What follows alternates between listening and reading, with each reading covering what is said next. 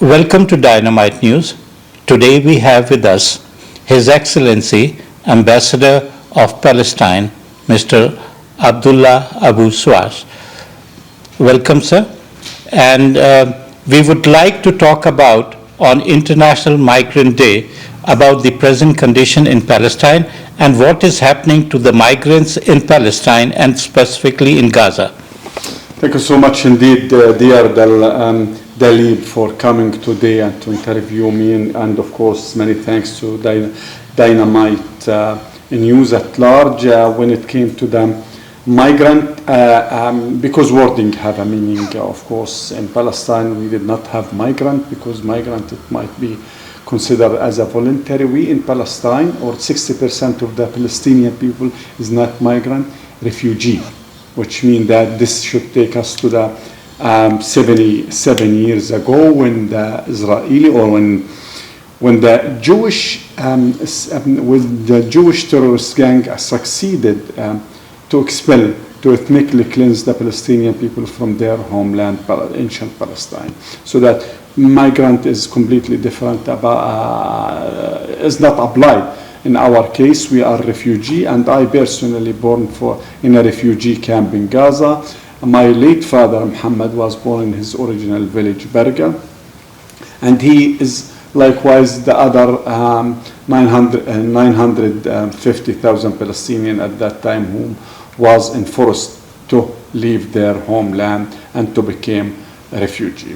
Regarding the situation in the ground, and I'm pretty sure you are talking about Gaza Strip, or Gaza, 75% of the people in Gaza is refugees, originally from the old Palestine.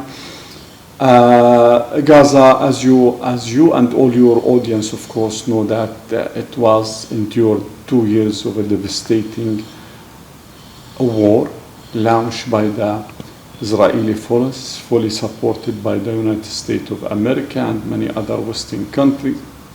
This war on Gaza, this war harvested and killed 70,300 something Palestinians. This war is still continue regardless of what they claim the ceasefire itself. According to the international law, the war is still ongoing.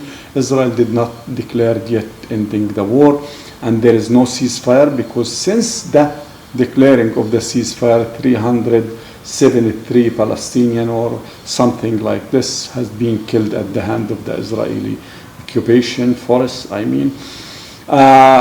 Situation is very devastating. 90% plus of the Palestinian in Gaza is internally displaced people. 53% of Gaza is utterly, completely under the Israeli control, and no, there is no any single Palestinian living in this area, which means the very dense area. Gaza is only 365 square kilometers that contain 2 million Palestinians, 2.3 million Palestinians before the war. Now the 2.3 million Palestinians, and of course put aside whom was killed, is condensed in only 47% of Gaza. That was already very intense place. How do you see the political situation in Palestine? When it came to the political situation, unfortunately, still, even the political situation, and if you mean that the Palestinian Authority, either the Palestinian Authority is enduring a devastating different type of wars, not only war. Israel is doing its ultimate best to financially strangulate the Palestinian Authority. We, as official Palestinian employee, did not receive our full salary since November 2021. Israel is withholding the tax money, our tax money, since more than 6 months. They did not transfer any single penny to the Palestinian Authority. Israel is dividing West Bank to by of course the military checkpoint, but added to the military checkpoint, they erected approximately 1,000 plus gates with the keys in front of each village in West Bank, so that they are restricting the movement even between the cities in West Bank and between the villages itself. Can you also highlight the economy? What kind of economic condition are the people facing there? No, the economic condition is utterly, completely collapsed, especially in Gaza, and this is not our word. UNCTAD, the United Nations Trade, which is dealing with the United Nations entity that is dealing with the trade and the economic situation, issued a report just maybe 2 weeks ago, emphasizing this recent report that the economy in Gaza is utterly, completely collapsed, and we need tens of years to back to the situation even before the war itself. In West Bank, I already mentioned that Israel is withholding the Palestinian tax money. Israel is dividing West Bank by the military checkpoint, by gates, and all of restriction in every single type of. What kind of humanitarian aid are the people getting? Are they getting any aid, or they are just dependent upon what the Israelis let them have? In what's so-called, and between two brackets, the ceasefire, the agreement that had been signed a few months ago, 2 months ago, I mean, Israel agreed to allow the international community, the United Nations, and other international entities to enter or accept to enter 635 trucks per day of a humanitarian aid. Since the very first day of the signing this agreement, Israel did not stop violating the agreement that signed it. The maximum which is Gaza in need for 630 or 650 trucks per day. Israel is allowing only an average 100 trucks per day of the humanitarian assistance and humanitarian needs. I was just going through the photographs. There is a kind of famine there. People are not able to sustain themselves. What kind of assistance do you think is needed? You already talked about the humanitarian aid. What else can be done so that people can live a dignified life?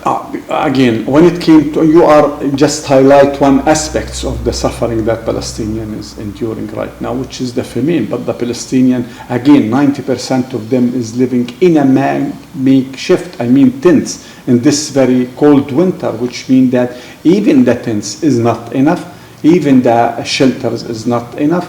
Not only the famine, not only the people is hungry, but the lack of the medicine itself is there. Hospitals is collapsed, infrastructure is collapsed, everything is collapsed. But what does the Palestinian need? Many things. First and foremost, of course, at the political level, need from the international community to abide by the adopted resolution, to abide and to enforce Israel, to abide and to accept the adopted resolution and the international law. But in a practical level, yes, the Palestinian people, not only in West Bank, in Gaza, but also in West Bank, in a very devastating situation, and there's much to talk about it when it came to the daily needs of the Palestinian: medicine, food, shelters, and all of this stuff. It's utterly, completely is not found in Gaza. Now, how do you see the political revival of Palestine? What do you mean by political revival, indeed? See, when we talk about administration, at the moment, basically Israelis have taken over everything. Yes. How can you revive a system where people of Palestine can look after themselves or self-governance? In West Bank, we have, of course, in Palestine at large, in West Bank in particular, we have our institutions, we have our government, we have our president, our law, and all of this stuff. We are ready. The issue is just to stop the Israeli interference in our life, to stop to finish the Israeli occupation, to dismantle the Israeli settlement. This is the way. But otherwise, we are ready. We have our institution, and according to the World Bank itself, and long time ago, the Palestinian is ready for the full statehood and to declare their state on the ground. Now, what is stopping Israel not to agree to ceasefire or so-called ceasefire? Very important question. What is stopping Israel if not agreeing on ceasefire is the same exact issue. What is stopping Israel is not agreeing to stop the settlement, to eliminate the settlement, not stopping Israel of letting the settler, the terrorist settler, of conducting a tens of terror act in a daily pace in Palestine, in West Bank. What is the issue that not stopping them? Because the international community is still treating Israel as a country, as a state above the international law. Israel is fully immune. Israel is not boycotted by anyone. Israel is doing his ultimate best by force, by military force, and no one is a stand from the international community to put an end to it. And this should take us to another comparison. You should remember that 30,000 different type of sanctions had been adopted against Russia in the last 4 years, with zero sanctions against Israel, even after killing 70,000 innocent Palestinians. Now, do you think that you have a very strong case in UN against the Holocaust or so-called killing of the Palestinians? No, we cannot compare it to the Holocaust because both of them is two cases. This is a textbook genocide. Holocaust was happened long time ago. Unfortunately, of course, it happened. But what is happening right now is genocide. This is not our wording. This is according to the United Nations, ICC, and all the credible source of who's professional in the genocidal in the genocide itself. Yes, we have a very strong case, 100%. And everyone is supporting us. The ICC itself, International Court of Criminal Court, is already issued arrested warrant against the current Israeli Prime Minister, the current fugitive from justice, the Israeli Prime Minister. But again, it's not related to do you have a case or you did not have a case. It's related to is there an international will to implement this case or to put Israel accountable for its crimes against humanity, for its genocide. And no, unfortunately, no. But when it came to the theoretical level, absolutely, we have a very strong case. And I'm the son of the United Nations. I spent there 8 years, so that when it came to the Security Council, put aside the Security Council, which is controlled by the American veto, but when it came to the General Assembly, no, there is a very strong case against Israel. Not cases. Okay. Now, are the Islamic or Gulf countries supporting you wholeheartedly, or there is still a little ifs and buts in their support to Palestine?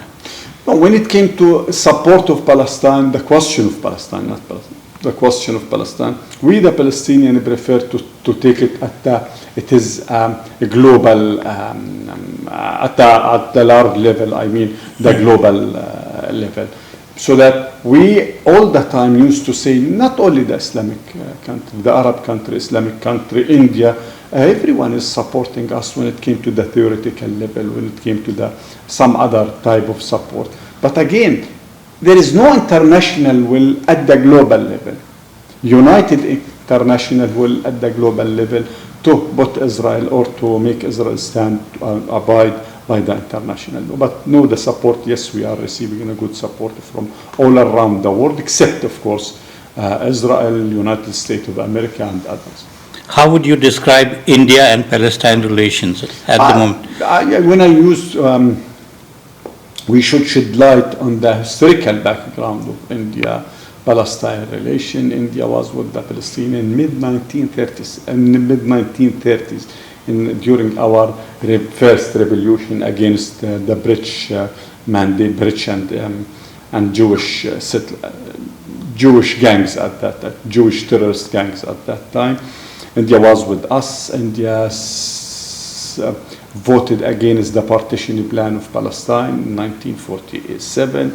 India, one of the very first country to recognize Palestine Liberation Organization as the sole and legitimate representative of the Palestinian people. India in mid-1970s, India late 1980s was recognized the state of Palestine. India invested heavily. India still backing the two-state solution. Just a few days ago, India voted in another resolution in the United Nations General Assembly in favor of the Palestinian question. I mean, resolution related to the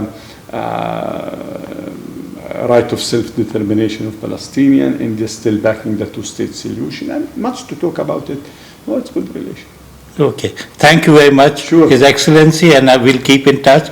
And we wish you all the best and peace and prosperity in your region. For everyone. Peace Yes. and prosperity should be for everyone. Yeah. We wish, and I would like to wish you, of course, and through you to your audience, and a Merry Christmas and Happy New Year to all of our brothers, not only here in Beit Lahem, in everywhere around the world whom is celebrating the Christmas and the New Year.